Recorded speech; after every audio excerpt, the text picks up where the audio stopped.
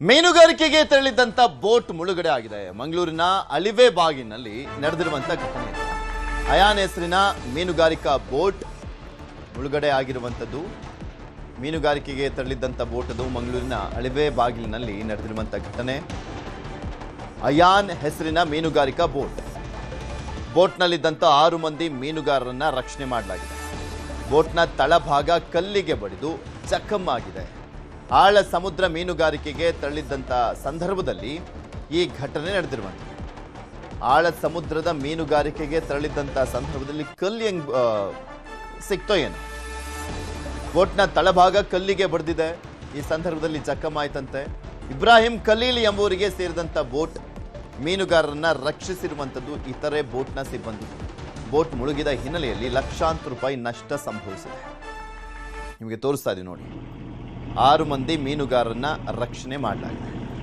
ಆಳ ಸಮುದ್ರದ ಮೀನುಗಾರಿಕೆಗೆ ತೆರಳಿದ್ದಂಥ ಸಂದರ್ಭದಲ್ಲಿ ನಡೆದಿರುವಂಥ ಒಂದು ದುರ್ಘಟನೆ. ಲಕ್ಷಾಂತರ ರೂಪಾಯಿ ನಷ್ಟ ಸಂಭವಿಸಿದೆಯಂತೆ ಬೋಟ್ ಮುಳುಗಿದಂಥ ಹಿನ್ನೆಲೆಯಲ್ಲಿ. ಅದರಲ್ಲಿ 6 ಜನ ಮೀನುಗಾರರಿದ್ದರು, ಮೀನುಗಾರಿಕೆಗೆ ತೆರಳಿದ್ರು. ಆ 6 ಜನರನ್ನ ರಕ್ಷಣೆ ಮಾಡಲಾಗಿದೆ. ಇದ್ರ ಬಗ್ಗೆ ಇನ್ನಷ್ಟು ಮಾಹಿತಿಯನ್ನ ಕೊಡ್ತಾ ಹೋಗ್ತಾರೆ ನಮ್ಮ ಪ್ರತಿನಿಧಿ ಕಿಶನ್. ನಮ್ಮ ಜೊತೆ ದೂರವಾಣಿ ಸಂಪರ್ಕದಲ್ಲಿದ್ದಾರೆ. ಕಿಶನ್, ಅಂದ್ರೆ ತುಂಬಾ ಮಿಡ್ ಸೀನಲ್ಲಿ ಈ ರೀತಿಯ ಆಗಿರುವಂಥದ್ದು ಅಥವಾ ಹೋಗುವಂತ ಸಂದರ್ಭದಲ್ಲಿ ಆಳ ಸಮುದ್ರದ ಮೀನುಗಾರಿಕೆಗೆ ಹೋಗ್ಬೇಕಾದ್ರೆ ಕಲ್ಲು ಬಡ್ದು ಹಿಂಗಾಗಿದ್ದ ಅಂತ? ಯಾಕೆಂದ್ರೆ ಆಳ ಸಮುದ್ರದಲ್ಲಿ ಅಷ್ಟು ಈಸಿಯಾಗಿ ಬಂಡೆಗಳು ಸಿಗೋದಿಲ್ವಲ್ಲ.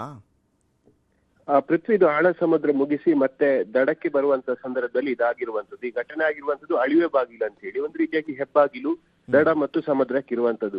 ಈ ಅಳಿವೆ ಬಾಗಿಲಿನಲ್ಲಿ ಹೂಳು ತುಂಬಿದೆ, ಕಲ್ಲುಗಳಿದೆ ಅಂತ ಹೇಳಿ ಸಾಕಷ್ಟು ವರ್ಷಗಳಿಂದ ಮೀನುಗಾರರು ಹೇಳ್ಕೊಂಡು ಬಂದಿದ್ದಾರೆ. ಆದ್ರೆ ಇಲ್ಲಿ ತನಕ ಯಾವುದೇ ರೀತಿಯಾಗಿ ಆ ಹೂಳನ್ನ ತೆಗೆಯುವಂಥದ್ದು, ಡ್ರೆಡ್ಜಿಂಗ್ ಕಾರ್ಯ ಯಾವುದೂ ಕೂಡ ಆಗಿಲ್ಲ. ಹಾಗಾಗಿ ವರ್ಷದಲ್ಲಿ ಇದು ಸಾಮಾನ್ಯವಾಗಿ ಎಲ್ಲ ಬೋಟ್ಗಳು ಹಾನಿಯಾಗಿರುತ್ತೆ, ಕೆಲವು ಕಡೆ ಮುಳುಗಡೆ ಆಗುತ್ತೆ.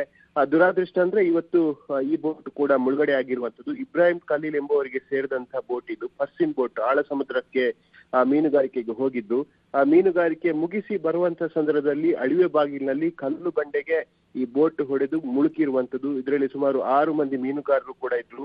ಆ ಬೋಟ್ನ ತಳಭಾಗ ಕಲ್ಲಿಗೆ ಬಡಿದು ಜಖಮ್ಮಾಗಿದೆ. ತಕ್ಷಣವಾಗಿ ಆ ಸ್ಥಳೀಯ ಮೀನುಗಾರರಿಗೆ ವಿಚಾರ ಗೊತ್ತಾಗಿದೆ. ಮೊದಲ ಪ್ರಾಶಸ್ತ್ಯ ರಕ್ಷಣೆ ಮಾಡಲಾಗಿದೆ. ನೋಡುತ್ತಿರುವಂತಲೇ ಮೀನು ತುಂಬಿದಂತ ಬೋಟ್ ಅಳಿವೆ ಬಾಗಿಲಿನಲ್ಲಿ ಮುಳುಗಡೆಯಾಗಿದೆ. ಪ್ರತಿ ವರ್ಷ ಕೂಡ ಇದೇ ರೀತಿಯಾಗಿ ಆ ಬೋಟ್ಗಳಿಗೆ ಹಾನಿ ಆಗ್ತಾ ಇದೆ. ಬೋಟ್ಗಳು ಮುಳುಗಿ ಲಕ್ಷಾಂತರ ರೂಪಾಯಿ ನಷ್ಟ ಆಗ್ತಾ ಇದೆ. ಈ ಬಗ್ಗೆ ಸಾಕಷ್ಟು ಬಾರಿ ಕೇಂದ್ರ ಸರ್ಕಾರಕ್ಕೆ ಅಂದ್ರೆ ಸಂಸದರ ಆದಿಯಾಗಿ ಎಲ್ಲ ಸಚಿವರುಗಳಿಗೆ ಮನವಿಯನ್ನ ಮಾಡಿದ್ರು ಕೂಡ ಯಾವುದೇ ರೀತಿಯಾಗಿ ಆ ಡ್ರೆಡ್ಜಿಂಗ್ ಮಾಡುವಂತದ್ದು, ಅಳಿವೆ ಬಾಗಿಲಿನಲ್ಲಿ ತುಂಬಿರುವಂತಹ ಹೂಳನ್ನ ತೆಗೆಯುವಂತ ಪ್ರಯತ್ನಗಳು ಆಗಿಲ್ಲ. ಕಳೆದ ಬಾರಿ ಸುಮಾರಷ್ಟು ಕೋಟಿ ಇದಕ್ಕೆ ಅನುದಾನ ಕೂಡ ಬಂತು. ಆದ್ರೆ ಅಧಿಕಾರಿಗಳ ನಿರಾಸಕ್ತಿಯ ಕಾರಣಕ್ಕಾಗಿ ಅನುದಾನ ವಾಪಸ್ ಕೂಡ ಹೋಗಿದೆ. ಸದ್ಯ ಈ ವರ್ಷ ಮೀನುಗಾರಿಕೆ ಆರಂಭವಾಗಿ ಕೇವಲ 10-15 ದಿನಗಳಾಗಿದೆ ಅಷ್ಟೇ. ಆರಂಭದಲ್ಲೇ ಇಂತಹ ಒಂದೊಂದು ದುರಂತ ಆಗಿರುವಂತದ್ದು. ಮೀನುಗಾರಿಕಾ ಮುಖಂಡರು ಸಾಕಷ್ಟು ಆಕ್ರೋಶವನ್ನ ಕೂಡ ಹೊರಹಾಕಿದ್ದಾರೆ. ಯಾಕೆಂದ್ರೆ ಪ್ರತಿ ಬೋಟ್ಗಳು ಈ ಅಳಿವೆ ಬಾಗಿಲ ಮೂಲಕವಾಗಿ ಸಮುದ್ರಕ್ಕೆ ಹೋಗುವಾಗ ಅಥವಾ ಸಮುದ್ರದಿಂದ ಆಳ ಸಮುದ್ರದ ಮೀನುಗಾರಿಕೆ ಮುಗಿಸಿ ಮತ್ತೆ ದಡಕ್ಕೆ ಬರುವಾಗ ಈ ಅಳಿವೆ ಬಾಗಿಲಿನಲ್ಲಿ ಈ ರೀತಿಯಾಗಿ ಅಪಘಾತಗಳು ಆಗ್ತಾ ಇದೆ. ಸರ್ಕಾರ ಇನ್ನಾದ್ರೂ ಎಚ್ಚೆತ್ತುಕೊಳ್ಬೇಕೆಂಬ ಆಗ್ರಹವನ್ನು ಮೀನುಗಾರರು ಮಾಡ್ತಾ ಇರುವಂತದ್ದು. ಆ ಬೋಟ್ ಮುಳುಗ್ತಲ್ಲ, ಅದು ಕಂಪ್ಲೀಟ್ ಲಾಸ್ ಏನಾ? ಈಗ ಏನೇನಿತ್ತಂತೆ, ಎಷ್ಟು ಲಾಸ್ ಆಗಿದೆಯಂತೆ ಆ ಒಂದು ಬೋಟ್ ಮುಳುಗಿದ್ದಕ್ಕೆ? ಲಕ್ಷಾಂತರ ರೂಪಾಯಿ ವೆಚ್ಚದಲ್ಲಿ ಲಾಸ್ ಆಗಿದೆ ಅಂತ ಅಂದಾಜು ಪಡಲಾಗಿದೆ. ಅದು ಕೆಲವು ಕಡೆ ಕೆಲವು ಲೆಕ್ಕಾಚಾರ ಪ್ರಕಾರವಾಗಿ ಹತ್ರ 1 ಕೋಟಿಯವರೆಗೂ ಕೂಡ ನಷ್ಟ ಆಗ್ಬಹುದು. ಒಂದು ಪರ್ಸಿನ್ ಬೋಟ್ ಮಾಡ್ಬೇಕಂತ ಹೇಳಿದ್ರೆ ಸಾಕಷ್ಟು ವೆಚ್ಚ ಆಗತ್ತೆ. ಜೊತೆಗೆ ಅದಕ್ಕೆ ಮೀನುಗಾರಿಕೆಗೆ ಹೋಗುವಂತ ಸಂದರ್ಭದಲ್ಲಿ 10-30 ಲಕ್ಷ ರೂಪಾಯಿ ಖರ್ಚು ಮಾಡಿ ಪ್ರತಿ ವರ್ಷ ಅದಕ್ಕೆ ರಿಪೇರಿ ಕಾರ್ಯಗಳನ್ನ ಮಾಡ್ತಾರೆ. ಜೊತೆಗೆ ಮೀನುಗಾರರು ಈ ಪರ್ಸಿನ್ ಬೋಟ್ ಅನ್ನುವಂಥದ್ದು ಇವತ್ತು ಹೋದ್ರೆ ಮತ್ತೆ ವಾಪಸ್ ಬರೋದು ಒಂದು 10 ದಿನಗಳ ನಂತರ. 10 ದಿನಗಳ ಕಾಲ ಆಳ ಸಮುದ್ರದಲ್ಲಿ ಮೀನುಗಾರಿಕೆಯನ್ನ ಮಾಡ್ತಾರೆ. ಅದಕ್ಕೆ ಬೇಕಾದಂತ ಸ್ಟೋರೇಜ್ ಆಗಿರ್ಬೋದು, ಬೇರೆ ಬೇರೆ ಪರಿಕರಗಳನ್ನ ಕೊಂಡೋಗುವಂತ ಎಲ್ಲ ವ್ಯವಸ್ಥೆಗಳು ಕೂಡ ಇದೆ.